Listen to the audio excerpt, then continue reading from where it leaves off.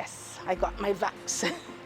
So there's a lot of hesitation because of so many different reasons that people have. And then you have also, there are the religious people who are faith-based, I should say. So there's so many different factors that are leading up to people being hesitant and resistant, as we would say. Not even just hesitant, but resistant. Some people deny that there's actually a virus. So there's so much that we have to break through. We are partnering with Belfort Community Health Center, the Region of Peel, the Ministry of Health, Black Health Alliance, Black Health Task Force of Peel region.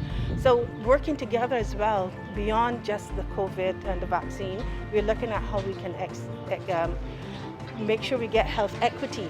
Talking to a lady yesterday, and she wanted, can I ask a nurse questions? I said, sure, they're here to help you. And they feel so good to know they can ask a question of a nurse or a doctor, especially that looks like them. So it's a great relief for many people. But I did get my vaccine. Yes, I weighed the benefits against the risk. That's what I did. I said, okay, yes, I'm hesitant.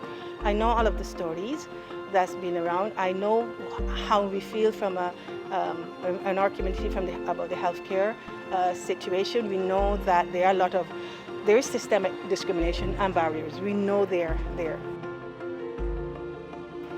What are the risks against the benefits? And for me, the benefits were stronger than the risks.